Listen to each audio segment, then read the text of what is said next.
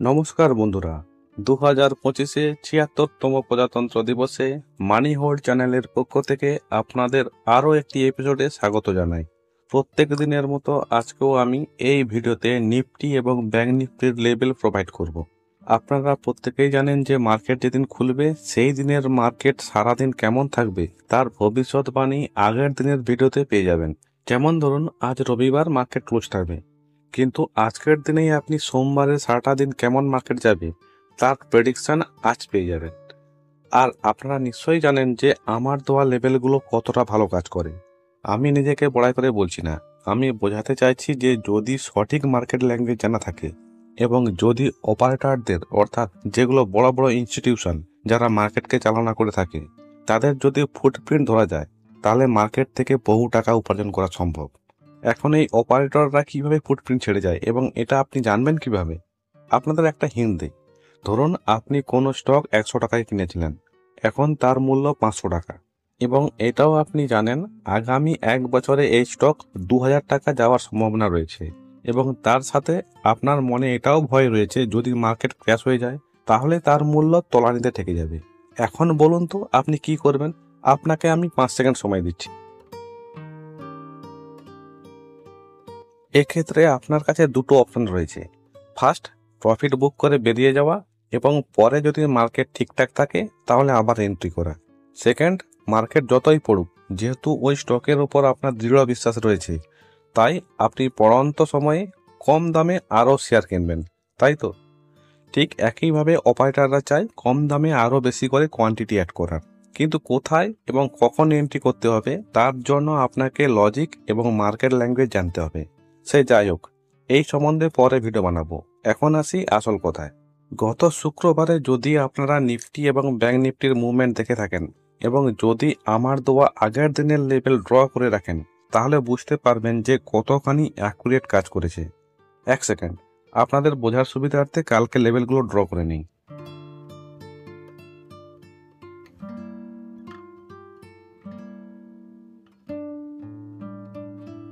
এইবার দেখুন, এইগুলো আগের দিনের নিফটি ফিফটির লেভেল। এখানে মার্কেট ডাউন হয়ে যাওয়ার পরেও ঘুরে আবার লেভেলকে টাচ করেই নিচের দিকে পড়ে গেছে, এবং ঠিক নিচের লেভেলও জাস্ট টাচ করেই রিভার্স হয়েছে। এটা কেন হয়েছে? কারণ ওই যে বললাম ফুটপ্রিন্ট। যদি আপনি এখানে এন্ট্রি নিতেন তাহলে আপনি প্রায় 140 পয়েন্ট কভার করতেন, আর যদি এটাকেও মিস করতেন তাহলে নেক্সট এই লেভেল থেকেও ততটাই পয়েন্ট কভার করতে পারতেন। আর যারা একটু রিস্কি প্লেয়ার তারা তো আরও বেশি পয়েন্ট ক্যাপচার করতে পারতেন। আবার শেষেও দেখুন, ডাউনফল তো হয়েছে, কিন্তু কোথায় থেমেছে? সেই আমারই দেওয়া লেভেলে। এটাই হলো আমার দেওয়া পাওয়ার অফ লেভেলস। এটা শুধু নিফটিতেই নয়, ব্যাংক নিফটিতেও হয়েছে। জাস্ট এ সেকেন্ড, লেভেলগুলো একটু টেনে নিই।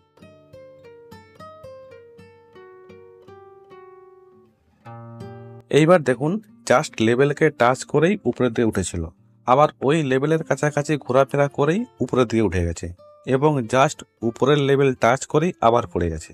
আবার সেই একই নাটক, জাস্ট লেভেলের উপর ঘোরাফেরা করেই আবার পড়েছিল। আপনি যদি এই মুভমেন্টটাকে নাও ধরতে পারতেন, যদি এই মুভমেন্টকে ক্যাচ করতেন তাহলে আপনি প্রায় 350 পয়েন্ট ক্যাপচার করতে পারতেন। আর যারা রিস্কি প্লেয়ার তারা তো আরও বেশি পয়েন্ট ক্যাপচার করতেন। তাহলে দেখলেন তো আমার দেওয়া লেভেল কতখানি ভালো কাজ করে। আমি তো বরাবরই বলে এসেছি আমি ছোটোখাটো পয়েন্ট ক্যাপচার করি না, 50, 100, 150, 200 পয়েন্ট ক্যাপচার করতে ভালোবাসি। কারণ স্ক্যাল্পার হিসেবে কাজ করলে কি হয় না, আপনার ওভারট্রেড বেশি হবে, এতে আপনার অ্যাকুরেসিও নষ্ট হবে, পাশাপাশি প্রফিটের থেকে আপনার ব্রোকারেজ বেশি দেওয়া হয়ে যাবে। কিন্তু আমার লেভেলে আমি যখন কাজ করি তখন ইন্ডেক্সে ম্যাক্সিমাম 2 থেকে 3টে ট্রেড নিয়ে থাকি, তাও আবার সিগন্যাল জেনারেট হলে। ফলে আমার অ্যাকুরেসি ভালোভাবে কাজ করে এবং স্টপ লসও ছোট থাকে। তাই বলে এই নয় যে আমার লস হয় না, আমারও লস হয়, কিন্তু তার সংখ্যা অনেক কম। দু একদিন মার্কেট বিট্রে করতেই পারে। যাক, এটা তো গেল আজকে নিফটি এবং ব্যাংক নিফটির লেভেল। এখন দেখে নেই আগামী দিনের অর্থাৎ কালকের লেভেল কি থাকবে। আগামীকাল নিফটি যদি ফ্ল্যাট ওপেন হয় তাহলে 23,047 থেকে 23,140 থাকবে সাইডওয়েজ জোন। আপসাইডে 23,140 লেভেল যদি নিফটি ব্রেক করে তাহলে ফার্স্ট রেজিস্ট্যান্স লেভেল থাকবে 23,300। আপসাইডে নিফটি যদি 23,300 লেভেলকে ব্রেক করে তাহলে সেকেন্ড রেজিস্ট্যান্স লেভেল থাকবে 23,392, এবং এই 23,392 লেভেলকে যদি নিফটি আপসাইডে ব্রেক করে তাহলে ফার্স্ট সেলিং জোন থাকবে 23,523। এরপরেও নিফটি যদি আপসাইডে 23,523 লেভেলকে ব্রেক করে, তাহলে সেকেন্ড স্ট্রং সেলিং জোন হচ্ছে 23,598।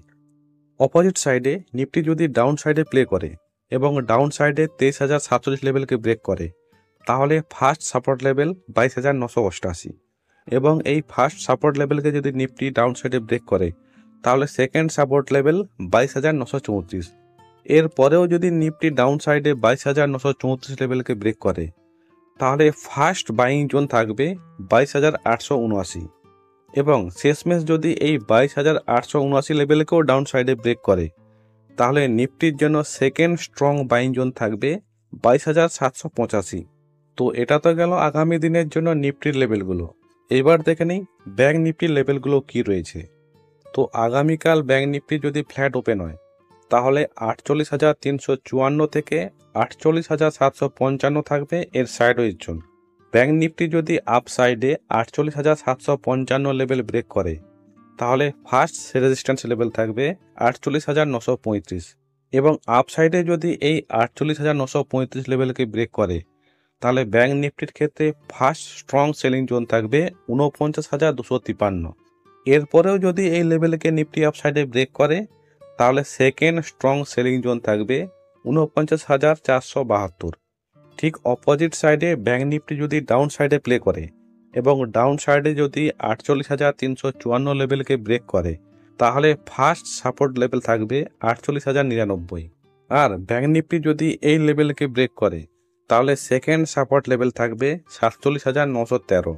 এরপরেও যদি ব্যাংক নিফটি 47,913 লেভেলকে ডাউন সাইডে ব্রেক করে, তাহলে ফার্স্ট বাইং জোন থাকবে 47,771 এবং এরপরেও যদি এই লেভেলকে ব্রেক করে, তাহলে ব্যাংক নিফটির ক্ষেত্রে সেকেন্ড স্ট্রং বাইং জোন থাকবে 47,479। এখন আপনারা এই নিফটির এবং ব্যাংক নিফটির লেভেলগুলোকে ড্র করে রাখুন। আগামীকাল যখন মার্কেট ওপেন হবে, আপনি এই লেভেলগুলোকে কম্পেয়ার করে দেখতে পারেন। তো আই হোপ আজকের ভিডিওটি আপনাদের ভালো লেগেছে। যদি ভিডিওটি আপনাদের ভালো লেগে থাকে, তাহলে একটা লাইক দিন। আর যদি আপনি এই চ্যানেলে নতুন এসে থাকেন এবং এই ধরনের ইনফরমেটিভ ভিডিও পেতে চান, তাহলে চ্যানেলটিকে সাবস্ক্রাইব করে রাখুন। আজ তাহলে এই পর্যন্তই। আপনাদের সাথে দেখা হচ্ছে নেক্সট ভিডিওতে। জয় হিন্দ, জয় ভারত।